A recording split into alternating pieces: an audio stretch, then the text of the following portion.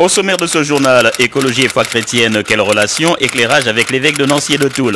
Écolo dès l'école, l'exemple nancéien. Découverte du gîte Soléole à Landremont pour notre rapport à la nature. Financement solidaire, tourisme équitable, les formes d'engagement et de solidarité avec les peuples du Sud ne manquent pas. Édition spéciale session de rentrée, Céline Scherer. Bonjour. Le diocèse de Nancy et de Toul est depuis ce matin en session de rentrée. Ce rendez-vous annuel lance l'année pastorale avec un thème de réflexion proposé aux différents acteurs diocésains. Cette année, c'est le rapport entre l'écologie et la foi chrétienne qui sera au centre des débats et des échanges.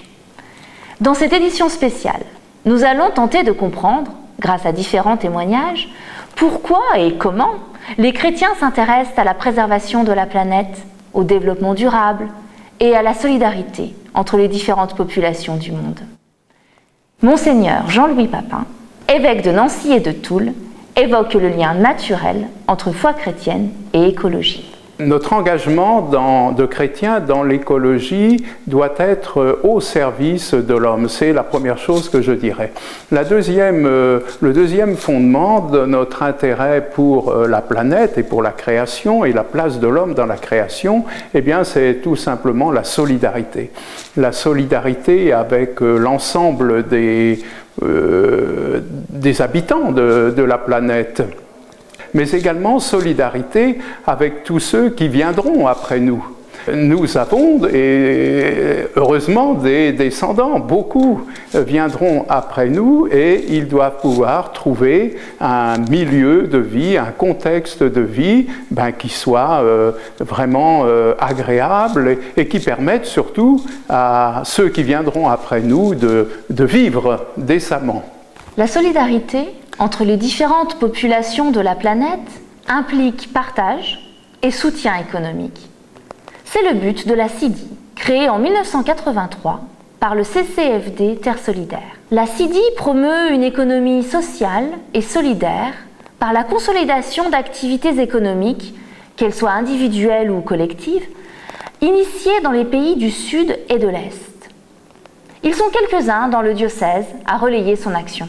La CIDI s'est développée de la façon suivante, en aidant les partenaires sur place à créer des petites structures financières qui elles-mêmes font le microcrédit. En Palestine, la CIDI a créé 4 structures de financement qui font le microcrédit. Madame Obkader s'est trouvée brutalement en manque d'argent parce que son mari était handicapé suite à un accident. Et cette femme courageuse a eu l'idée de faire dans son village, de fabriquer du pain. Il n'y a pas de boulanger. Donc elle s'est lancée avec très peu de choses. Elle s'est rendue à l'ACAD, donc cette petite banque, qui lui a prêté 1 500 $. C'est un exemple qui, sur le plan économique, sur le plan solidarité, sur le plan écologie aussi, puisqu'elle vend des farines écologiques, réunit les trois performances. Autre illustration de la solidarité avec les populations lointaines, l'association Lorraine Nyambato, qui propose du tourisme équitable au Sénégal. Même à des milliers de kilomètres du Sénégal, où ils proposent du tourisme solidaire, les membres de l'association Lorraine Nyambato demeurent avant tout des passionnés de la rencontre. C'est passer des vacances reposantes, mais à la découverte d'un pays, à la découverte de ses habitants, à la découverte de ses coutumes, et dans le cadre d'échanges et d'activités qu'on peut faire avec les populations locales. Le campement qui est créé là-bas, ce qu'on appelle un campement, c'est un hôtel de confort 2 étoiles. Ce campement, il est géré par des Sénégalais, avec des salariés sénégalais. Tout ce qui est fait, produit là-bas est acheté auprès de producteurs locaux. L'objectif, c'est qu'effectivement, on puisse avoir une activité économique qui revienne vers les populations locales.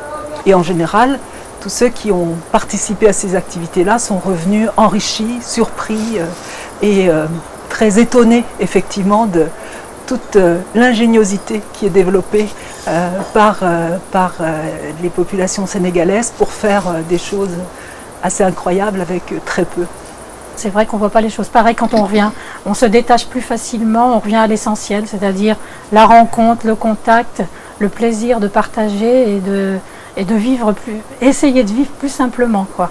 ne pas dramatiser pour des choses qui n'en valent pas la peine et avoir envie de vivre le moment présent finalement. Il y a une vraie relation qui a été établie entre ce qu'on appelle le campement, donc qui est l'hôtel où on réside, et puis les villages, avec des échanges de services qui sont rémunérés, mais dans une relation qui est saine et qui n'est pas une relation de dominant à dominé, de nanti, avec des gens à qui on ferait la charité, etc. Je pense que c'est une relation qui est très très saine, qui est établie à travers ces délégués de village, et puis donc une population qui voit l'autre comme un sujet de rencontre, d'échange, et non pas comme quelqu'un qui va apporter des bonbons, des ballons ou autre chose, mais bien une logique de connaissance mutuelle.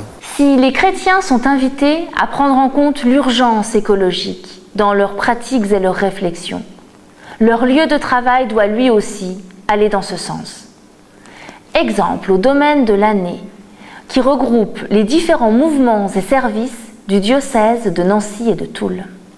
Si le domaine de l'année est niché dans un véritable écrin vert, cette couleur ne constitue pas pour autant un simple habillage de façade pour la maison diocésaine dont les différents utilisateurs posent au quotidien des gestes écologiques. Le point le plus marquant, je pense, c'est le tri des déchets que l'on s'efforce de faire, suivant le schéma relativement général. Alors le tri concerne bien l'ensemble du domaine, c'est-à-dire la Villa Saint-Pierre-Fourier, tous les mouvements, les services, toute la restauration du domaine, et puis l'ensemble des bureaux. Là, on est au cœur du dispositif, tout simplement. Là, on a la benne réservée au papier, celle réservée aux emballages, et puis celle qui est sûrement pour nous la plus importante, la benne réservée au carton, parce qu'on a énormément de cartons qui sont produits à la fois par la villa et à la fois par la restauration. Donc on a actuellement 3 bennes à carton. L'objectif dans les semaines à venir, c'est de passer à 6 bennes, parce qu'on a vraiment de quoi pouvoir récupérer davantage. Et puis le dernier point, c'est les sacs éco-transparents. Donc là, c'est tout ce qui est essentiellement les bouteilles, soit d'eau, soit de jus de fruits, qui sont énormément consommées au niveau de l'ensemble de nos activités du domaine. Et puis derrière, on a donc les autres bennes de déchets dits traditionnels, ce que chacun met dans les poubelles en fait et qui partent là. Dans la prise de conscience écologique, l'éducation des jeunes est une priorité. C'est ce qu'a compris le groupe scolaire Saint-Léon à Nancy, où s'est rendu Rémi Nelson. Tout ce qu'on a fait va dans le bon sens, permet de changer les pratiques, de faire évoluer les habitudes, permet de sensibiliser les élèves à l'environnement et au développement durable. Nous avons estimé que l'éducation à l'environnement et au développement durable faisait partie intégrante vraiment de l'élève et de la personne du XXIe siècle. C'était vraiment une préoccupation qui devait être récurrente ou quotidienne et qui devait animer l'ensemble de l'équipe, fédérer l'ensemble des acteurs de la communauté éducative. On ne sait pas sans rappeler Saint François d'Assise parlant aux oiseaux par exemple, et des préoccupations bien entendu des chrétiens à l'environnement. D'emblée, cette proposition de se préoccuper de développement durable a reçu un accueil vraiment très favorable de la part de l'ensemble de l'équipe éducative qui cherche à mettre des ponts, à créer des liens avec les programmes scolaires et qui s'investit de façon régulière pour permettre de mener des actions concrètes qui ne sont pas toujours en relation immédiate avec les programmes scolaires mais qui néanmoins motivent l'ensemble des personnels. L'écologie, c'est notre affaire.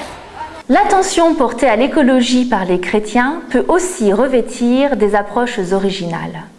Lors du prochain FestiLive sur la colline de Sion, elle sera au centre des diverses manifestations de ce rendez-vous qui allie les expressions artistiques, spirituelles et citoyennes. Il faut nous rappeler que la nature est bien sûr essentielle dans la création. L'homme a une place particulière dans la création, on le sait bien pour nous. Mais le plus important aujourd'hui, c'est pas de savoir si l'homme ou la nature est supérieur l'un à l'autre, c'est de vivre en harmonie. Nous avons invité Pierre Rabhi. Pierre Rabhi, à l'heure actuelle, est très écouté, très entendu, parce que il dit qu'aujourd'hui, nous ne pouvons plus continuer de vivre dans la société comme on vivait jusqu'à présent. Lui-même a fait cette propre expérience, c'est un Algérien d'origine, un homme qui est romancier, qui est biologiste, qui est agriculteur, qui lui-même a fait l'expérience d'une sorte de nouvel équilibre de vie en lien et en harmonie avec la nature. J'ai aussi appelé la communauté de Thésée à venir nous rejoindre parce que la communauté de Thésée, dans sa réflexion qu'elle porte dans sa relation à la nature, donc nous semble très pertinente. De nombreuses démarches écologiques existent dans le diocèse. Elles n'émanent pas forcément de personnes engagées dans l'Église, mais elles offrent des pistes intéressantes pour toutes celles et ceux qui souhaitent vivre un autre rapport à la nature.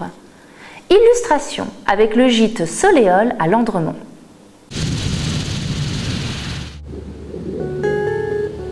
On tend l'oreille, et à perte d'oreille, on n'entend rien.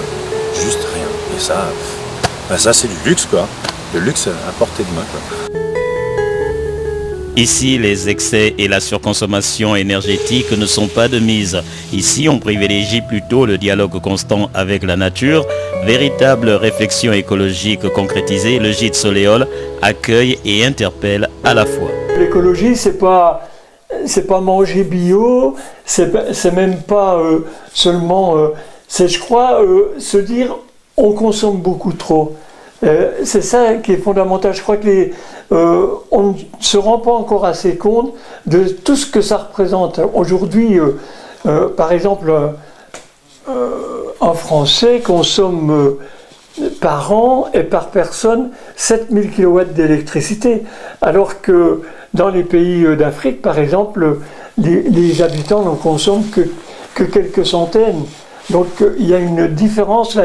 Et si on ne se rend pas compte de ça, globalement, je ne sais pas où on va aller.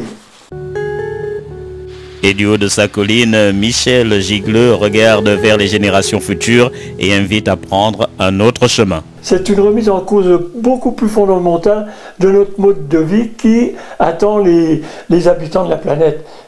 Ce ne sont pas seulement des petites économies comme ça, c'est fondamentalement repenser toute notre façon de vivre qui ne sera pas compatible avec les énergies qu'on est en train de gaspiller aujourd'hui, parce qu'on en gaspille beaucoup. C'est la fin de cette édition spéciale. Tout en souhaitant une bonne session de rentrée aux acteurs du diocèse de Nancy et de Toul, nous adoptons nous aussi une attitude écologique.